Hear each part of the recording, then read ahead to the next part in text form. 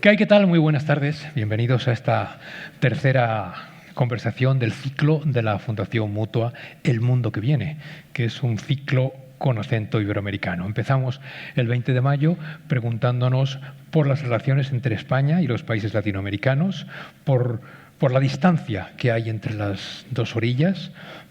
Hace 2 semanas continuamos hablando de qué es lo que pasa en México y hoy vamos a hablar de Argentina. Vamos a hablar de la Argentina del presidente Milei. Para eso están aquí con nosotros esta tarde Janina Welp, que estudió en Buenos Aires y en Barcelona, que es politóloga especializada en participación política y que, entre otras muchas cosas, es investigadora del Centro Albert Hirschman para la Democracia del Instituto Universitario de Ginebra. Buenas tardes, Janina. Buenas tardes.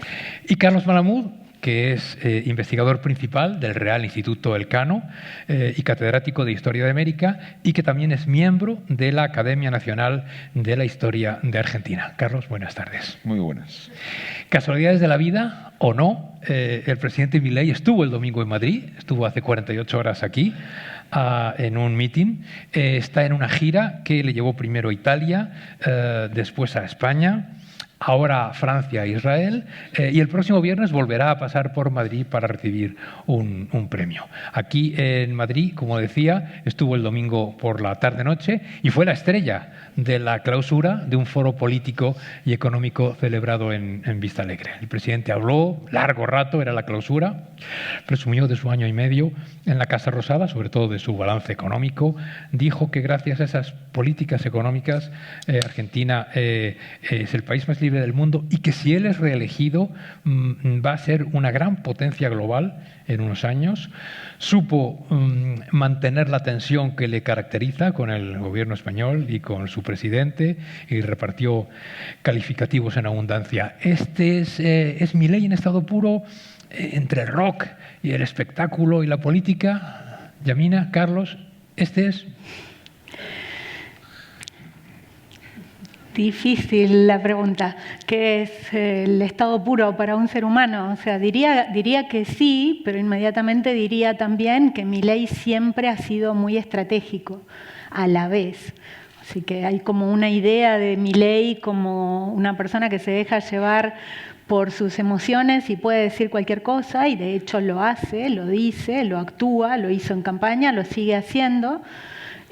Pero por otra parte creo que también se puede rastrear mucho de estrategia en cada una de sus intervenciones en público. Entonces, si eso es Milei en estado puro, sí, pero así. Yo creo que sí, que no vamos a encontrar grandes diferencias entre el Milei del domingo en el Palacio de Vista Alegre con el Milei que actúa con comillas cotidianamente en Buenos Aires o en Argentina. Digamos, los mismos giros escatológicos, los mismos gestos, ese narcisismo que lo caracteriza han estado presentes y están presentes desde el minuto cero en que irrumpe en la vida política argentina. Irrumpió unos años antes, pero el 19 de noviembre de 2023, hace solamente año y medio, el economista Javier Milei, que tiene ahora 54 años, por cierto, se convirtió en presidente de la Argentina. Aquí está en el acto de toma de posesión, presidente saliente con Cristina Kirchner. No era un desconocido, pero fue una sorpresa. Ahora discutimos si fue una sorpresa o no. En todo caso, sí que era un líder atípico, sí que era un líder improbable. Se fue haciendo el nombre en las 2 presidencias anteriores, en la de Fernández y en la de Macri. En 2015 pisó por primera vez un plató de televisión. En 2017-2018 se consagró, tenía buenos amigos que le ayudaron económicamente a construir el estrellato. Juan Luis González, en su libro El Loco, dice, se convirtió en una figura irresistible para la televisión primero y para el público después. Fue así. Es decir, es la construcción primero televisiva y es una construcción que tarda unos años y en la que él es muy activo, y de ahí es la plataforma política, digamos. Sí, fue así, ¿no? Milei es un líder muy de época, creo que representa el sumum de esos liderazgos de épocas, en el sentido en que creció primero entre los más jóvenes, sobre todo los varones más jóvenes, incluso dentro de población que todavía no está en edad de votar, hay muchos seguidores de Milei.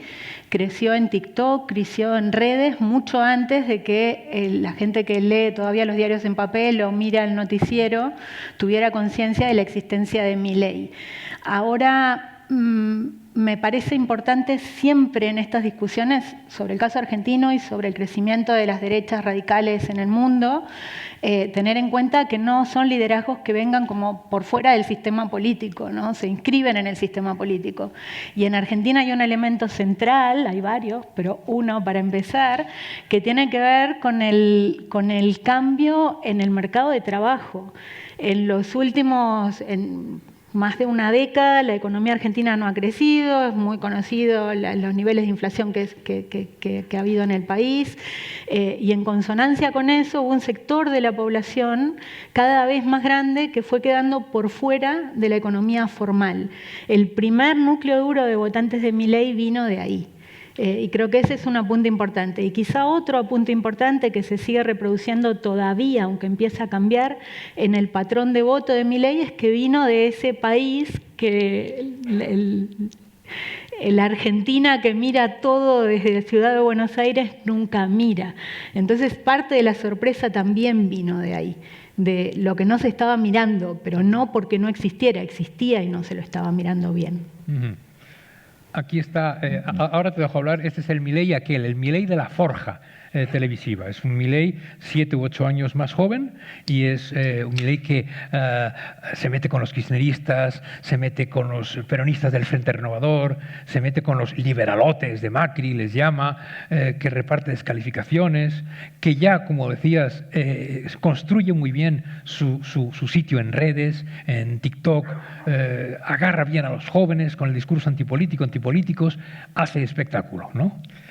Sí, inclusive se mete con los republicanos ñoños, ¿no? Es decir, pero yo me quería referir a la foto anterior, que es muy ilustrativa. Por un lado, decías al comienzo que casualmente o no casualmente Milei pasó el domingo por Madrid.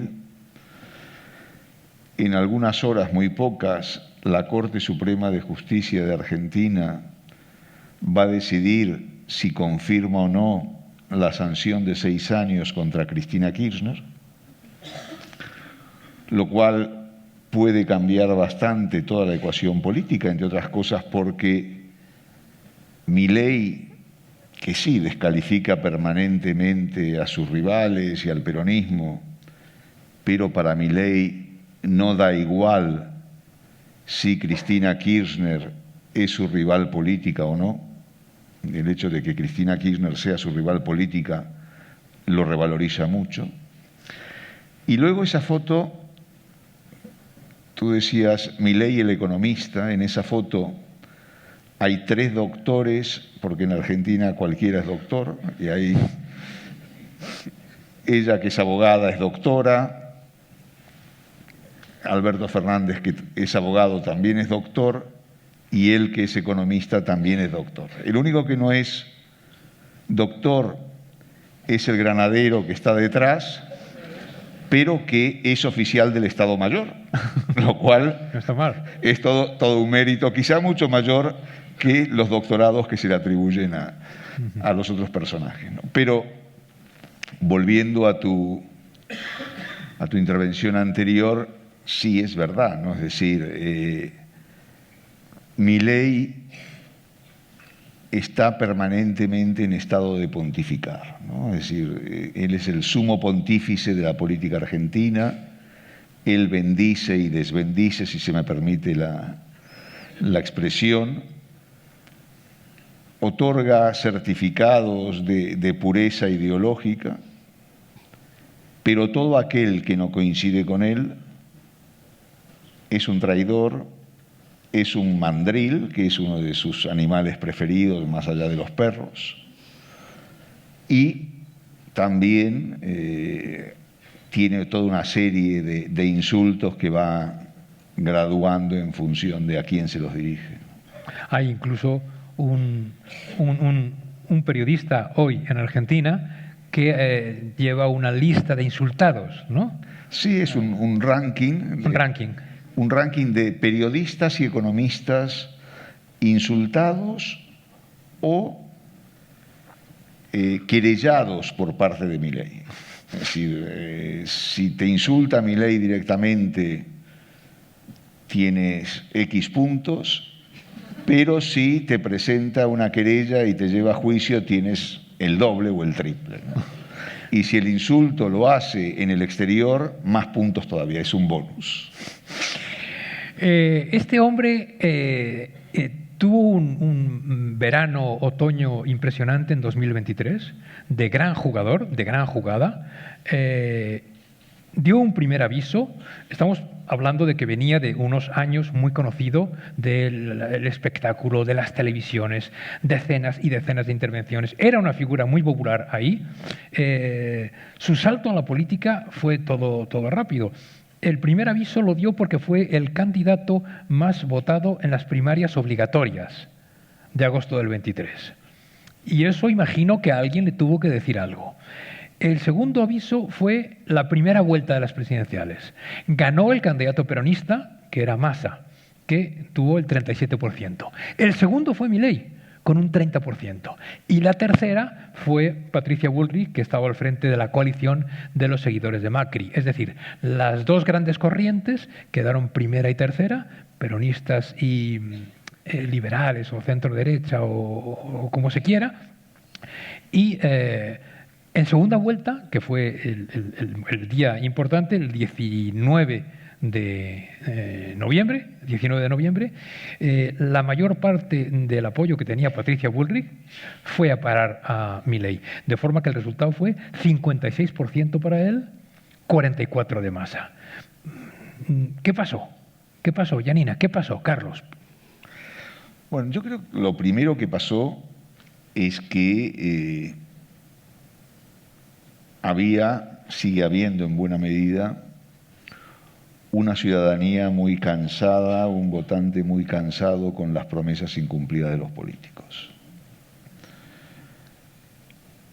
Permanentemente, de forma recurrente, los políticos prometen que van a solucionar la economía, van a solucionar la corrupción, van a garantizar la seguridad de la gente, etcétera, etcétera.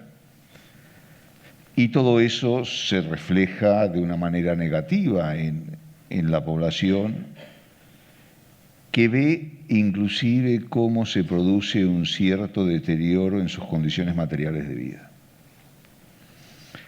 Entonces, eso hace que Milei emerja en esas primarias como la gran fuerza disruptiva, ¿no? Es decir, se preveía que iba a ser una buena elección porque el cansancio, el hartazgo, el voto bronca estaba ahí, pero no tanto.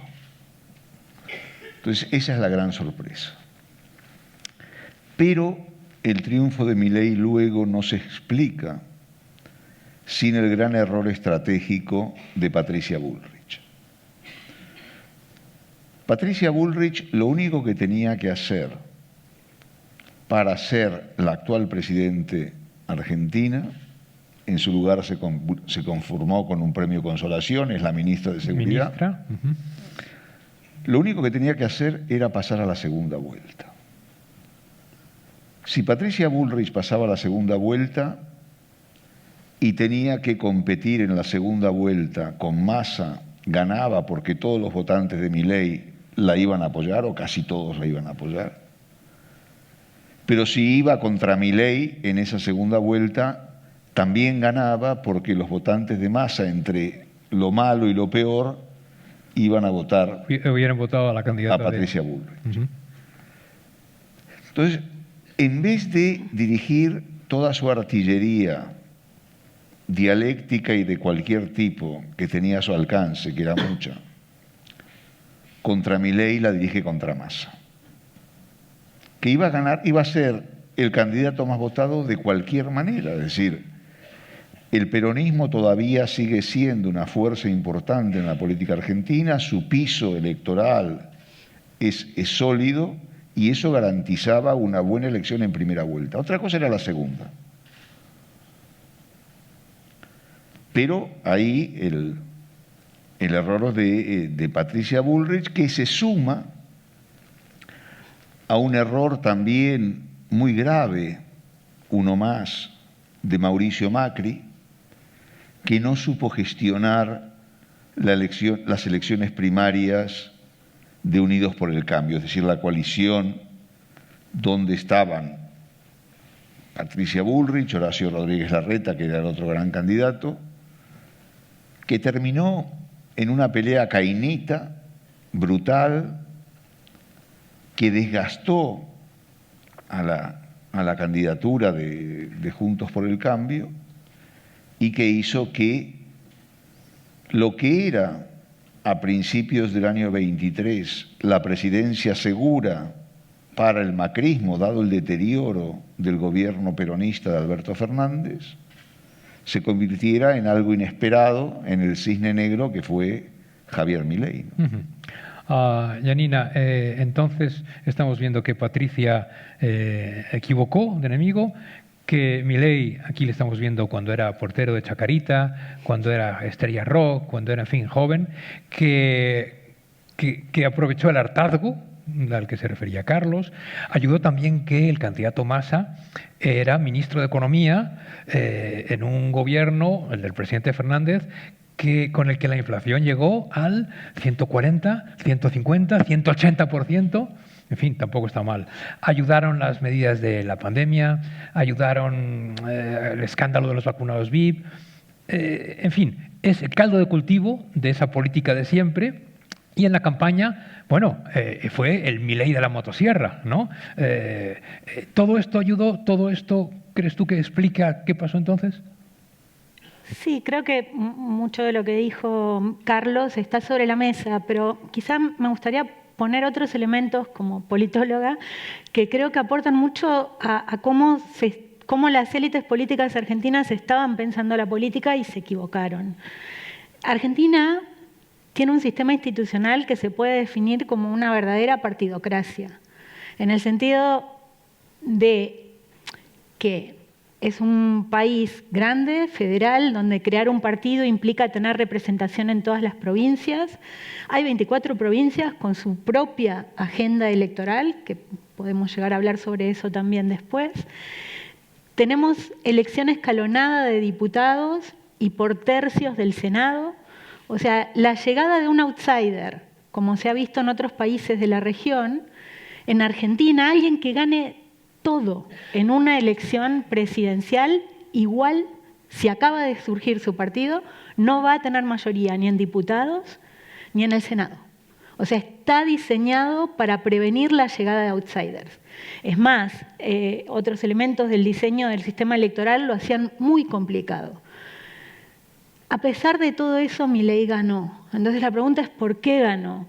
Y yo creo que las PASO, el sistema de primarias abiertas, simultáneas y obligatorias, generó un sistema que funcionó en los últimos 15 años, generándole a las dos partes la idea, a las dos grandes coaliciones, que podríamos sintetizar con peronismo y antiperonismo, porque hay derechas e izquierdas de los dos lados. Podríamos sintetizar, esas dos coaliciones tenían el sistema atado, como decía Carlos. Para ganarle al oficialismo de Fernández, prácticamente no había que hacer nada. Y es en ese contexto que el peronismo primero, me atrevo a decir, a esta altura está bastante documentado, alentó la candidatura de Milei. O sea, fue primero sectores del peronismo los que alentaron la candidatura de Milei. Y cuando voló, porque esa era dividir a la derecha, o a la supuesta derecha, la única forma de ganar. Si se dividía en 3/3, con el piso que tenían, podían ganar. Luego vienen los errores enunciados Y yo creo que Macri hizo una apuesta equivocada, diría que no sé si fue un error, yo creo que se equivocó y que lo sigue pagando porque su partido va a peor y a peor. Entonces, la cuestión es que hay sorpresa, pero creo que la sorpresa hay que ponerla en sus propios términos, que es bastante menor de lo que parece si empezamos a ver cómo distintos actores han tenido estrategias que le salieron mal en todo caso.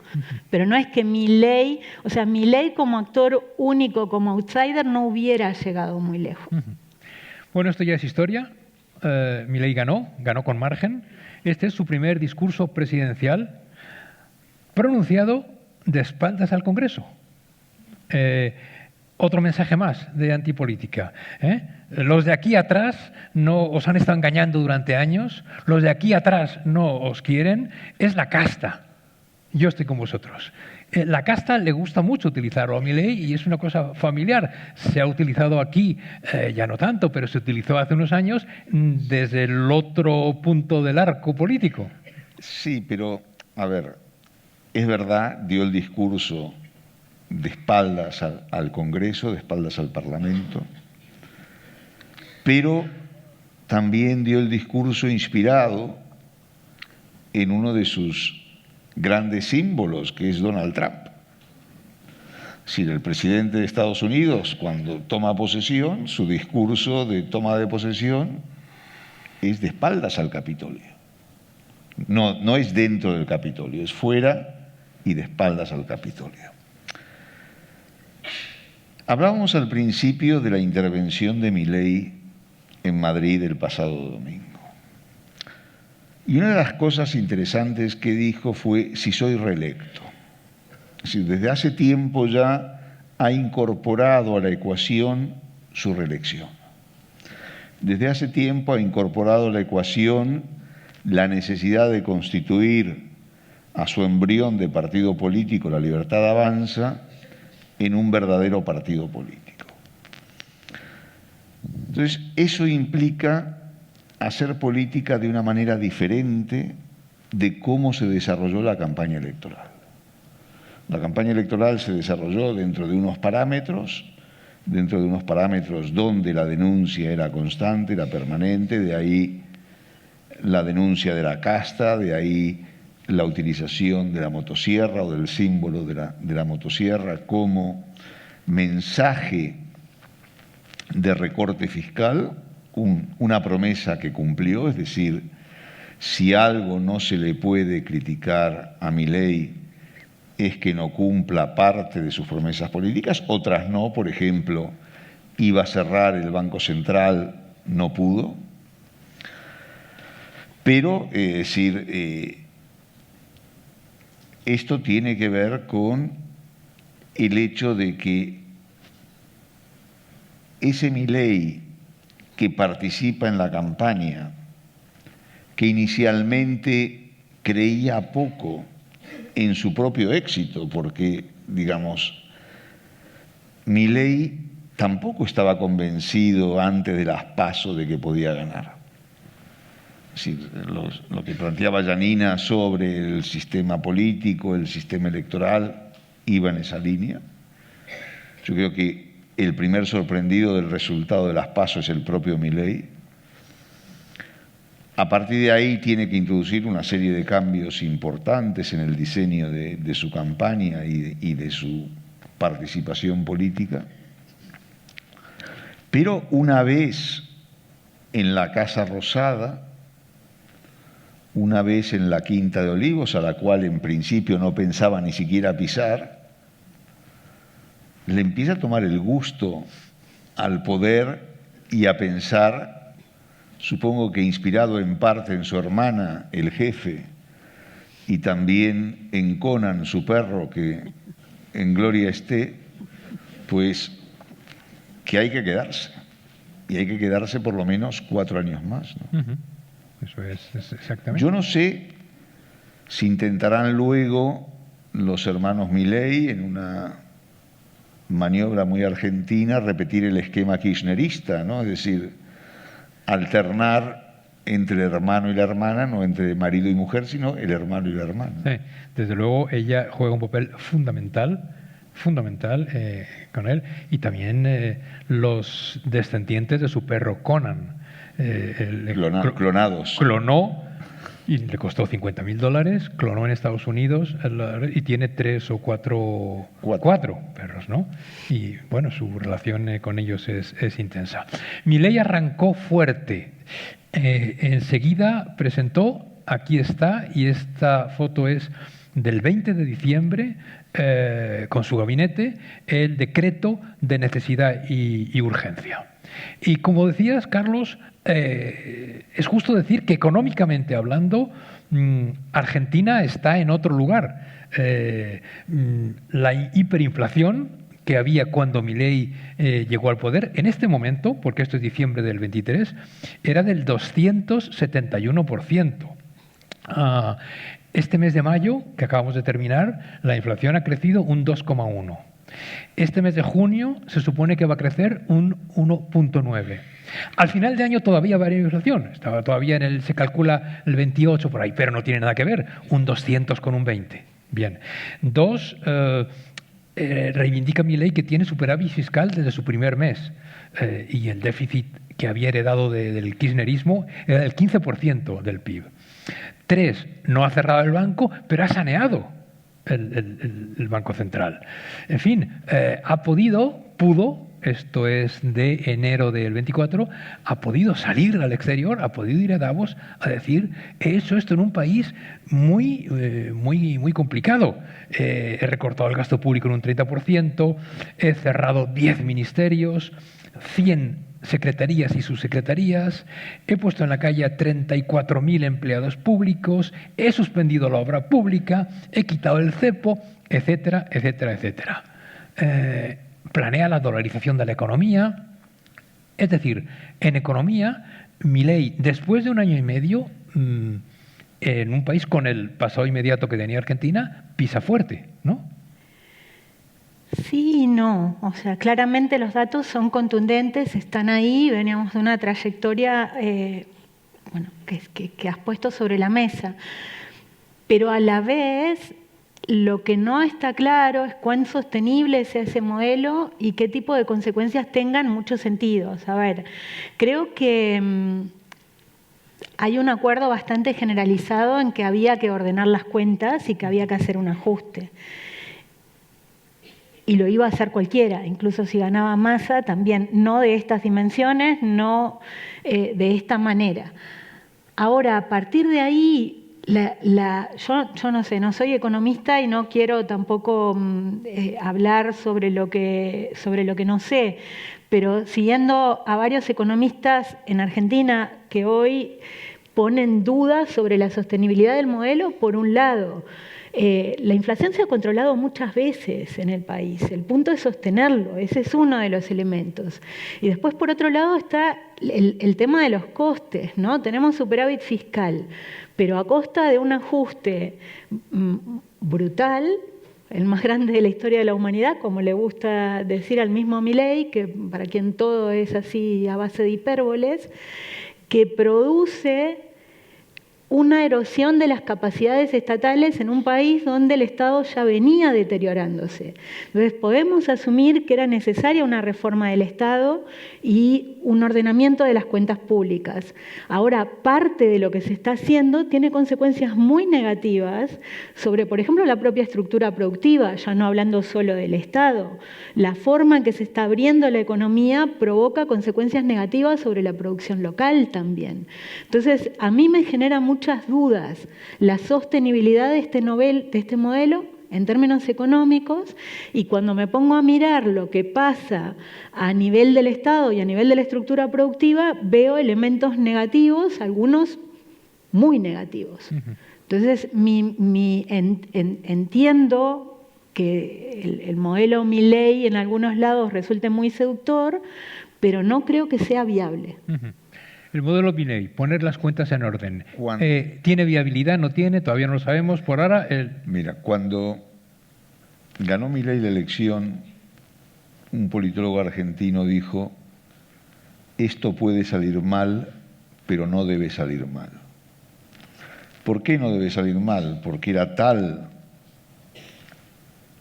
la catástrofe argentina, era tal la situación de estar al borde del precipicio, que si ese nuevo experimento salía mal, pues la posibilidad de recuperar a la Argentina ya no iba a ser de 5 o 10 años, sino de mucho más tiempo todavía.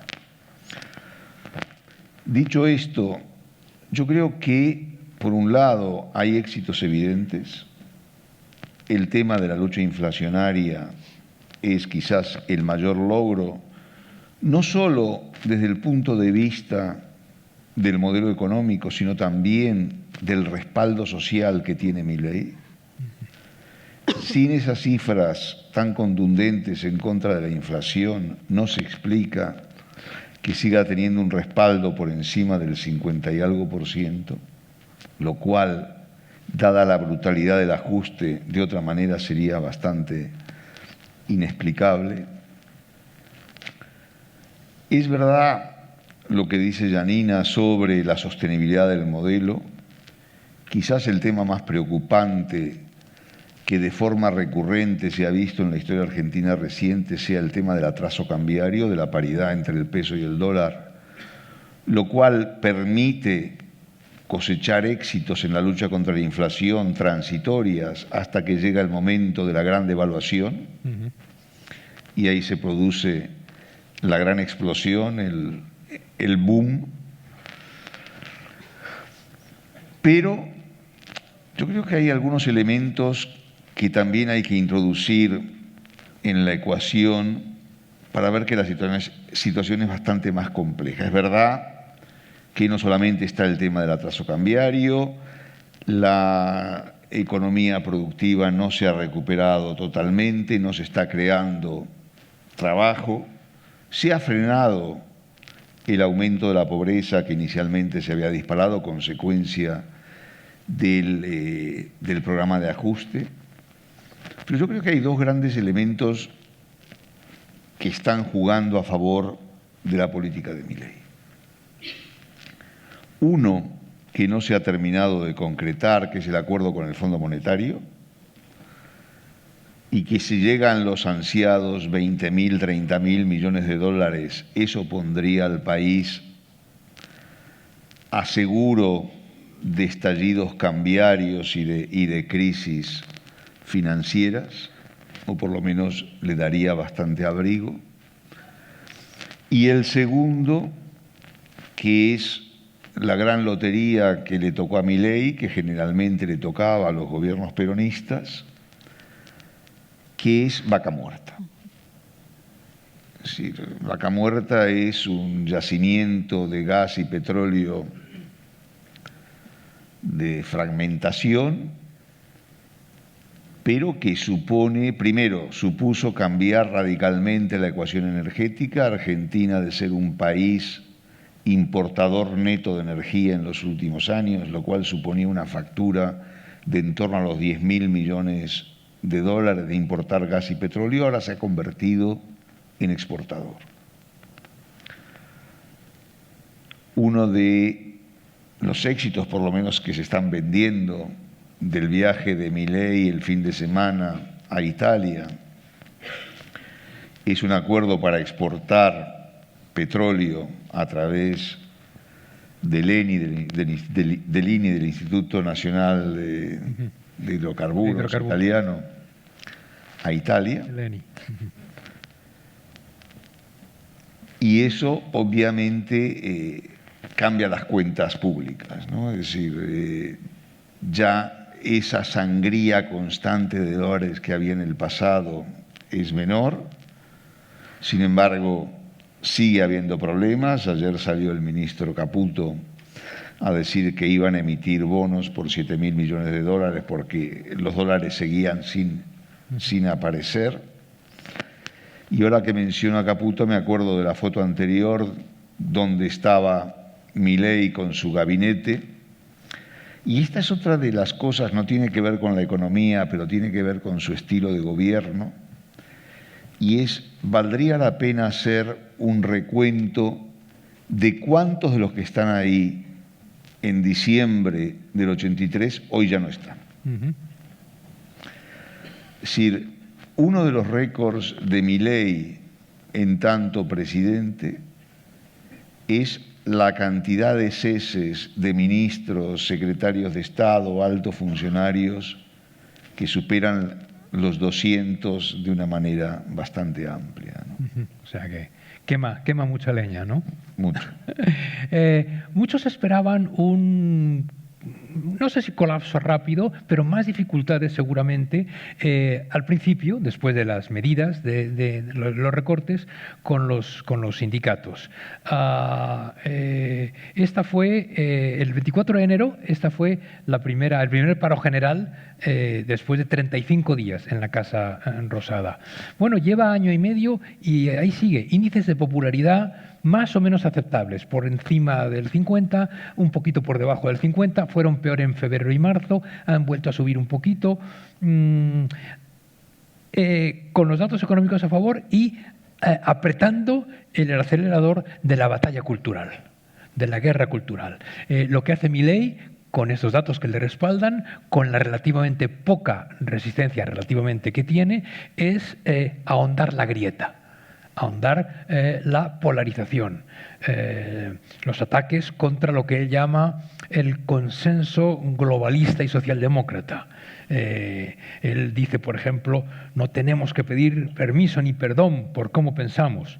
Estamos hartos de las dictaduras de las minorías. Sintoniza mucho en ese sentido de guerra cultural con, antes lo has mencionado, Carlos, uno de sus modelos, el presidente norteamericano. ¿Qué le ayuda en este planteamiento de la grieta, de la brecha, de la pelea? 15 años de estancamiento económico, nos hemos referido antes. El fracaso de kirchnerismo y macrismo en resolver los problemas de la gente. Tú hacías antes referencia a eso, ¿no? La gente ve que no se han resuelto los problemas y empieza a prescindir de partidos y a votar por personas que dicen que se los van a resolver. Es la frustración, es el resentimiento. ¿Qué? Sí, mis datos de popularidad de Milei igual están un poco más bajos que los de Carlos. Están lo último que yo tengo, vamos a ver, lo último que yo tengo es Atlas Intel 47. Que de todas maneras es alto comparado con otros presidentes en el mismo momento de gestión. Pero volviendo un poco al tema de, claro, se esperaba, por esto de la Argentina o la Buenos Aires siempre movilizada, mucha más resistencia a las políticas de Milei. Creo que ahí la estrategia de Milei fue clara, de ataque directo y criminalización de las organizaciones sociales y sindicatos, y a eso ayuda también que no todos, pero buena parte de los líderes de los sindicatos están ahí hace 30, 35, 40 años. Hay una estructura muy plagada por corrupción. No todos de vuelta, pero porque Milei tiene esa tendencia a poner todos los periodistas, todos los sindicalistas, toda la gente de organizaciones sociales y tirar una bomba y ya está. Pero los sindicatos son de las instituciones que cuentan con menor apoyo y aval por parte de la ciudadanía. Entonces, no eran unos referentes típicos para liderar esa protesta. Por otro lado, esa parte del sindicalismo argentino, que es más corrupta, ha tenido una estrategia negociadora desde los militares, o sea, de larga data, sobreestudiada. Entonces también intentaron negociar con Milei y hay fotos de los sindicalistas con sus negociaciones con Milei, no del todo fructíferas, por cierto. Y con las organizaciones sociales algo parecido. Lo que hizo Milei, y eso explica en parte también los datos de pobreza, que son muy elevados, pero han disminuido un poco, es todavía sí hacer transferencias directas. Entonces se eliminó todas las intermediaciones, pero no las ayudas. Ahí tiene un poco de doble discurso entre lo que dice y lo que hace, con sectores muy concretos. De todas maneras sigue habiendo ese aval del que estamos hablando, que creo que tiene que ver con cierto clima de desesperación que había, por un lado, esta oportunidad del cambio, si no es ahora, ¿qué? Y también, que lo mencionabas y está sobre la mesa, En las últimas semanas, ¿no? Comentaba sobre Argentina y sus 24 provincias, 13 provincias organizan elecciones durante este año, de las cuales 6 o 7 ya han hecho procesos electorales, y ahí la abstención ha crecido entre un 10 y un 20%. O sea que también hay, por un lado, polarización alimentada por esta estrategia constante de Milei, muy agresiva, de estar constantemente instalando temas en la agenda más vinculados a la batalla cultural, pero también hay sectores de la ciudadanía cada vez más importantes que se van desapegando de la política en general, lo que a mí me parece que es muy peligroso. Es interesante, lo habéis mencionado los dos, la guerra con los periodistas o contra los periodistas, ¿no? La basura mediática. Los corruptos de los periodistas se dedicaban a expandir noticias inmundas. No odiamos lo suficiente a los periodistas. No, los llama, digamos, uno de sus insultos preferidos es ensobrados. Ensobrados de sobre. Claro. Ajá, no de que van sobrados. Del fondo de reptiles, ¿no? Es decir, ellos cobran un sobre de, vaya a saber quién les paga, es decir, poderes ocultos, y los compran y entonces en vez de informar la verdad, lo que hacen es distorsionar la realidad.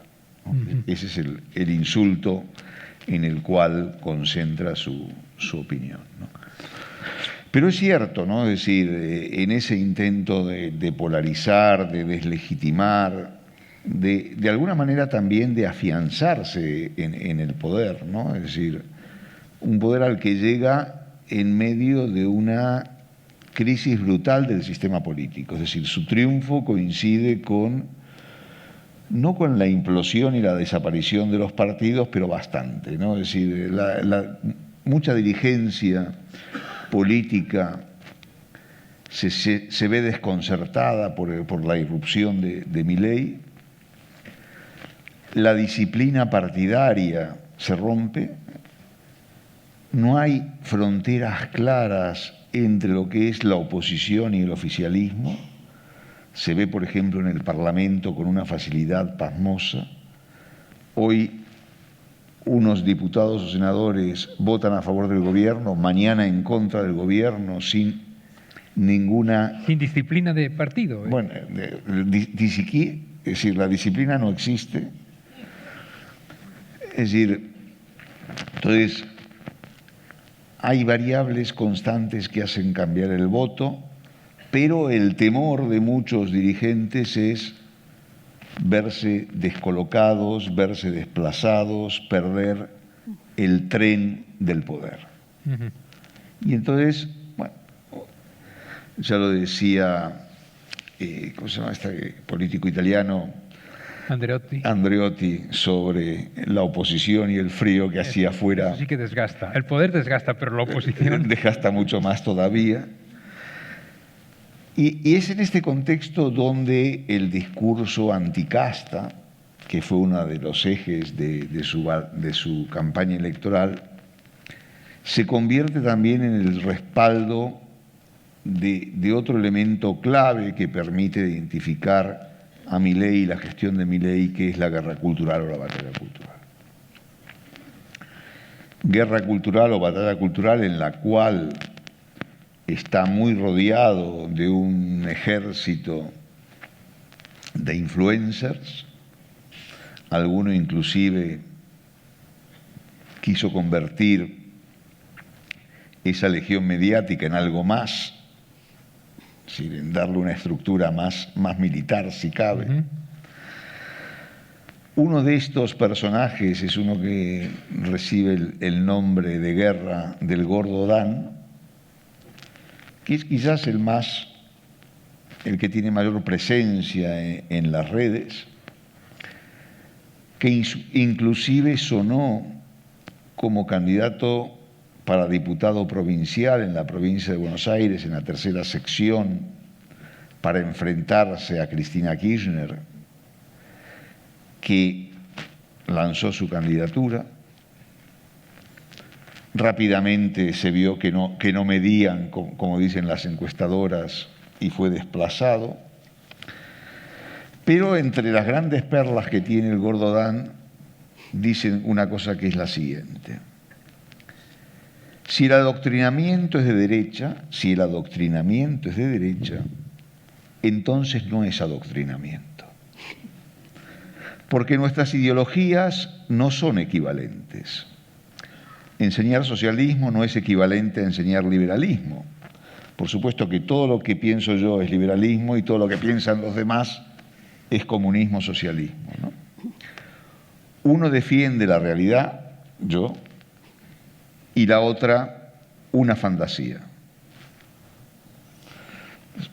Esto es un poco lo que se esconde detrás de la descalificación permanente, una descalificación en la cual Milei se empeña y se emplea de una forma contundente.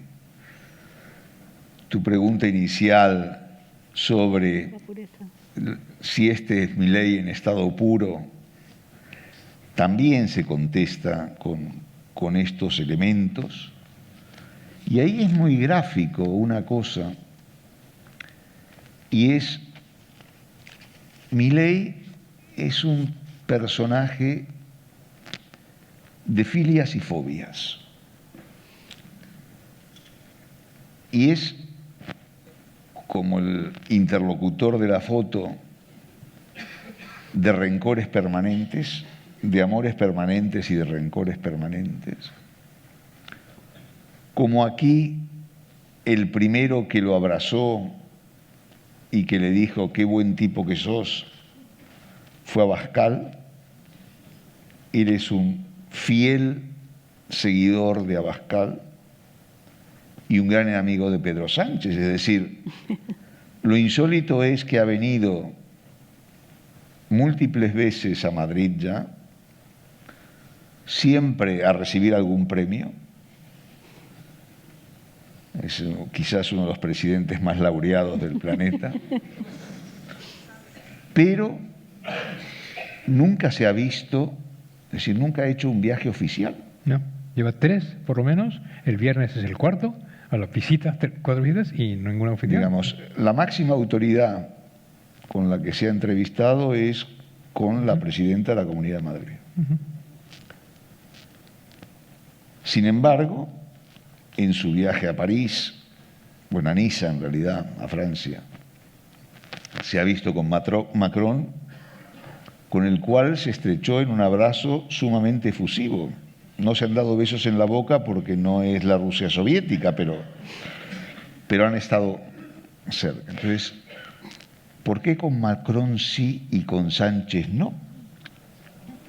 Si Macron es casi tan comunista como Macri, porque para Milei Macri es comunista y si Macri es comunista, Macron debería ser trotskista, ¿no? Es decir, más o menos.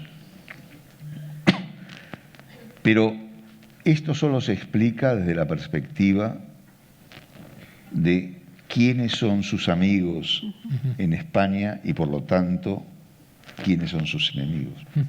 Se explica también desde otra perspectiva, en el sentido de que ¿cuántos Milei hay? Hay uno, hay dos, hay varios. Hay etiquetas para clasificarlo. Él es autor de un populismo propio, específico, o no, a lo mejor no es tan específico, a lo mejor es habitual, o tiene rasgos muy característicos. Has mencionado uno, esa fidelidad a las primeras amistades, que discrimina luego otros comportamientos. ¿Cuántos Milei hay? Sí, volvemos a la cuestión de la pureza y justo yo quería hacer un par de apuntes sobre esto, ¿no? Porque cuando se observa la construcción de partido, Milei para competir en una elección nacional tuvo que hacer alianzas en todas las provincias para poder candidatearse. Y había incipientes, pequeños partidos libertarios en varias provincias de la Argentina. Por ejemplo, en la provincia de Tucumán existía el Partido Libertario. Sin embargo, Milei se alió con Bussi, que es un militar retirado, acusado de violaciones de derechos humanos durante la dictadura, que ha estado en el poder de forma oscura, corrupta y violenta durante décadas. Entonces, habiendo un partido libertario, Milei optó por asociarse con Bussi. Entonces, lo de la pureza ideológica claramente está muy por debajo del diseño de una estrategia. En relación al periodismo, también un poco lo mismo, ¿no? Él habla todo el tiempo de periodismo, de periodistas ensobrados, pero solo le da entrevistas a 3 o 4 y a esta altura está muy claro que pautan las preguntas. Y no solo eso, hubo un escándalo reciente sobre este tema. Y en relación a lo ideológico y el populismo, diría que es un líder ahí sí como no muy fácil de encajar. Los referentes de Milei, que de todas maneras no es una persona cuyas referencias intelectuales sean muy sólidas, refieren a una Argentina predemocrática. Él añora una Argentina donde no había democracia. Él quiere volver a un pasado que es un total mito, ¿no? Que lo podemos discutir desde la historiografía, son añoranzas bastante absurdas. Se puede discutir y observar, pero bueno, en cualquier caso, creo que donde él tiene su núcleo duro, pero bueno, como cualquier político orientado a la construcción de poder, acaba negociando mucho alrededor de su concepción del Estado o su concepción anti-Estado. Lo que también genera una paradoja, porque él ha dicho en múltiples ocasiones, incluso habiendo sido electo presidente, que él lo que quería era destruir el Estado y ahora está hablando de reelegirse. Entonces ahí vienen las contradicciones del poder que en un líder con preferencias ideológicas tan radicales son bastante más exóticas que en otros líderes donde también las podemos observar. Yo creo que ahí también cuando ponemos a Milei en las familias de las derechas radicales europeas y globales, pasa un poco lo mismo, pero creo que pasa dentro del mismo grupo de las extremas derechas o de las derechas radicales. Hay unas derechas radicales que son ultranacionalistas y hay un populismo tecnológico que podía representar Elon Musk, que lo que quiere es otra cosa distinta del Estado-Nación. Yo creo que Milei está más cerca de ese grupo, que está muy poco representado políticamente, más que en Milei, porque a mí me parece que están las antípodas de Trump en ese sentido, ¿no? Representan la misma estética a la hora de hacer política, pero Trump está desarrollando políticas proteccionistas y Milei lo que quiere... nacionalistas y en cambio... Entonces, ahí digo, es como que representa unas contradicciones que refieren a Argentina, pero que también encajan muy bien en unas disputas y contradicciones globales que acaban de estallar en Estados Unidos con la ruptura reciente. Sí. Tiene otra característica, estamos ya terminando, es un poco, por lo menos en esta primera época, teflón. Es decir, le resbalan asuntos complicados. Por supuesto, no es el único. Hay muchísimos dirigentes políticos que aparentemente no les afectan los escándalos, pero, por ejemplo, le ha tenido el de las criptomonedas, que, por cierto, acaba de ser absuelto. La Oficina Anticorrupción, que forma parte del gobierno, ha dicho que no cometió un delito al promocionar la criptolibra, porque lo hizo desde su cuenta personal, pero bueno, ahí hubo gente que se enriqueció un poco y hubo mucha gente que perdió un dinero tremendo. Pero no le ha pasado mucha factura, ¿no? No, pero yo creo que hay otros temas donde él muestra esa capacidad de decir, donde dije, digo, Diego, ¿no? Es decir, y quizás uno de los más sensibles desde mi punto de vista es el tema de la justicia. Es decir, Milei llega con un fuerte discurso anticasta y sin embargo, cuando se ve en la tesitura de que hay que renovar parte de la Corte Suprema de Justicia, él presenta o avala 2 candidatos. Uno, un académico de corte muy conservador, muy vinculado con la Iglesia Católica, con los valores y demás, escasamente liberal, por otra parte. Más ortodoxos de la Iglesia Católica. Pero el otro, un juez de la Justicia Federal, que si hay un juez corrupto por antonomasia en Argentina, es este. Y sin embargo no tiene el menor empacho, el menor problema en proponerlo como candidato. En contra inclusive de sectores aliados, directamente aliados con Milei. Los motivos de esto son varios, algunos más claros, otros menos claros. Hay quien dice que uno de los jueces de la Corte lo convenció de que si elegía a este, pues iba a tener garantizado el voto de la Corte y que la Corte no iba a fallar acusándolo de corrupción o delitos varios. Afortunadamente, la capacidad de bloqueo del peronismo y de otros sectores dentro del Senado frenó esta nominación, pero no porque él no hubiera puesto empeño en ello. Él puso mucho empeño. Otro escándalo también equiparable: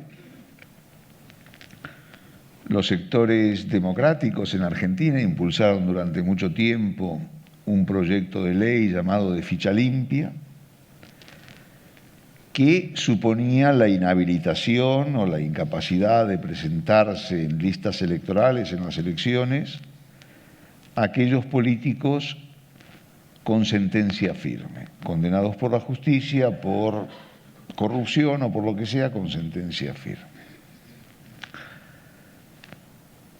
En su última versión, este proyecto de ley tenía nombre y apellido: Cristina Fernández de Kirchner o Cristina Elizabeth Fernández de Kirchner, que es su nombre completo. Pero, en buena medida, quien frena la aprobación de la ley, porque al principio estaban los votos para aprobarla, tanto en el Senado como en la Cámara de Diputados, es el gobierno. ¿Por qué? Porque, como decía al principio, a Milei le resulta funcional tener a Cristina Kirchner como cabeza de la oposición. Hablábamos del porcentaje de aprobación de Milei. Puede ser más o menos de 50%, no voy a discutir con Janina sobre eso. Pero lo cierto es que eso se basa, por un lado, en el tema de la inflación. Si los argentinos han convivido durante mucho tiempo con hiperinflaciones, y si hay un tema que traumatiza a la sociedad argentina es la inflación. Pero en segundo lugar, el hecho de que Cristina Kirchner esté con los altos índices de rechazo que tiene, esté encabezando la oposición, es algo que garantiza mileísmo, no diré forever, pero durante bastante tiempo. Es decir, si Milei logra controlar la inflación, este mes parece que va a ser menor que el 2% mensual. La proyección es que el año próximo sea de un dígito, lo cual sería totalmente revolucionario en la economía argentina. Si logra eso y logra que Cristina Kirchner siga al frente de la oposición, repito, Milei durante mucho tiempo. Te estás adelantando a la pregunta, que eran los pronósticos. A corto plazo hay legislativas, ya hemos hablado de ello, legislativas parciales, con renovación de tercio y mitad, ¿no?, de Cámara y Senado. A más largo plazo, ¿cuánto va a durar este fenómeno? ¿Está aquí para quedarse, Janina? ¿Está en Argentina para quedarse o es difícil de...? Voy igual una cosita atrás. El escándalo de la criptomoneda no está cerrado, ¿eh? Sigue en la justicia. Sigue en la justicia en Estados Unidos y en Argentina. Lo que está cerrado es la investigación que ordenó Milei a la Oficina Anticorrupción, que estaba trabajando bajo su órbita, que no encontró nada. Pero el proceso judicial continúa. Y sobre eso también yo creo que es notable cómo en las últimas décadas y quizá incluso en los últimos 10 años hubo eventos que generaron muchísimo hastío. ¿no? Las fiestas de Casa Rosada, la Casa Presidencial durante la pandemia, por ejemplo, Claro. creo que erosionaron mucho la moral pública. Detrás de eso quizá está una especie de piel dura que hace que se toleren cosas que es impensable que quizá unos años antes se hubieran tolerado. Y quizá también la crispación de la década previa, lo que hay creo que es novedoso y extremo, pero generó las bases para eso. Ahora, sobre la pregunta, para mí depende de la economía, y la Argentina se ha movido siempre en ciclos. No quiero, o sea, es como una especie de optimismo que suena todo lo contrario, súper negativo, pero yo creo que la democracia en el sentido más básico del tema en Argentina no peligra, porque no se dan las condiciones para que alguien consiga acumular poder por la estructura institucional y porque no creo que las cosas le vayan tan bien. Esperemos que por lo menos en términos económicos algo salga bien, pero no creo que vaya a salir tan bien como para... Sí hay un actor nuevo, sí el sistema de partidos, no sé cómo va a acabar porque está en plena reconfiguración. Yo creo que no hay una vuelta a lo que había, pero si miramos también el proceso de la Argentina post-83, se ha movido en ciclos. El sistema político cambió 2 o 3 veces hasta acá. Entonces estamos ante un nuevo cambio. Y la Libertad Avanza, claramente en octubre, si las cosas siguen como van hoy, va a aumentar su presencia en el Congreso y por lo tanto entre otras cosas porque es una presencia pequeña ahora mismo, ¿no? La de la Libertad Avanza. Es decir, seguramente la aumentará. Una claro. anécdota en relación a lo que decía Carlos antes de cómo está la Unión Cívica Radical, el partido que era del expresidente Raúl Alfonsín, entró en coalición con el partido de Macri. No recuerdo ahora exactamente cuántos diputados tiene, pero no son muchos, y en este momento hay 3 grupos. Se llaman los radicales con peluca, por el peluca Milei, los radicales cuca, por los kirchneristas, y los radicales del centro. Entonces, con eso digo, creo todo sobre cómo está el patio. El Frente de Liberación Popular de... Para citar a Clinton diría, es la economía estúpida, ¿no? Es decir, en el sentido de que si el proceso económico es relativamente sostenible, eso es una garantía para la estabilidad política, pero hay otros elementos a considerar, en parte los que planteaba Yanina, en parte también el futuro de los propios partidos políticos. Es decir, por un lado, ¿va a ser capaz el peronismo de reconstituirse, de dar lugar a algo nuevo, distinto del kirchnerismo? Esto evidentemente supondría un cambio importante en la política argentina. ¿Qué pasa con aquellos sectores que los hay, minoritarios en este momento, de derecha y centro-derecha, no mileístas? Por supuesto que la Libertad Avanza y Milei se están engullendo a la gran masa existente en el centro y centro-derecha. Macri ha hecho un pacto vergonzante con la Libertad Avanza en la provincia de Buenos Aires, donde van a acudir con las siglas del centro de la Libertad Avanza, lo cual es inconcebible. Una entrega completa, ¿no? Absoluta, ¿no? Es decir, con armas y bagajes, ¿no? Como se dice.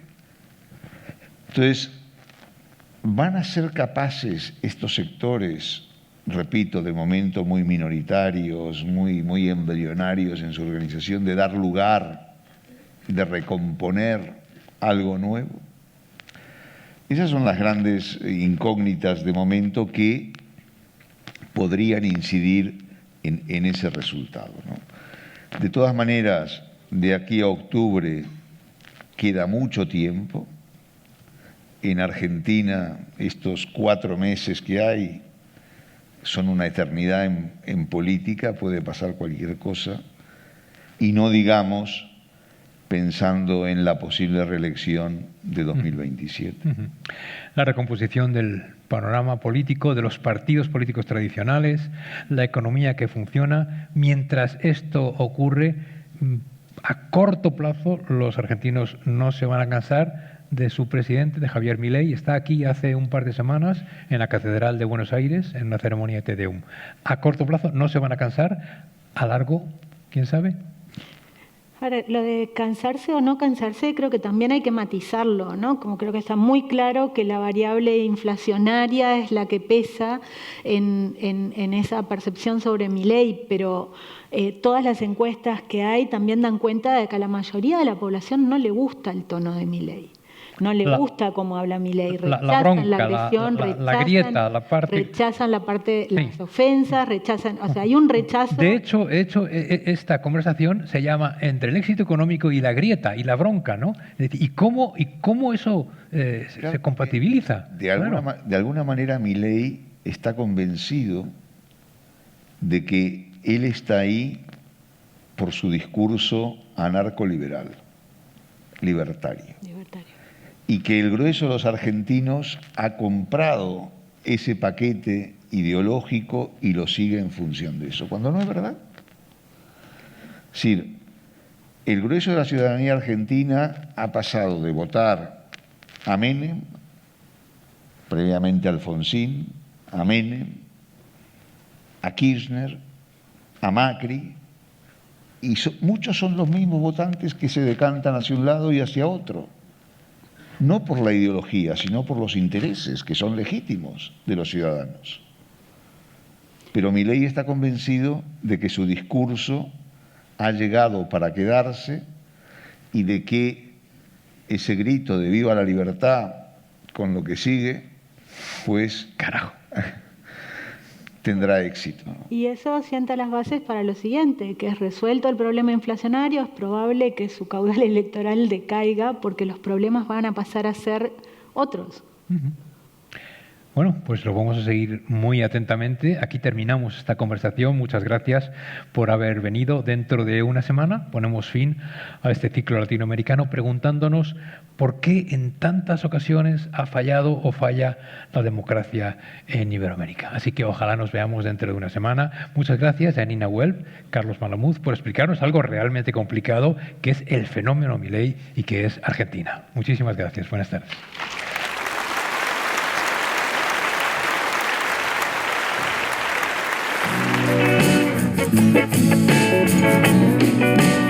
Thank you.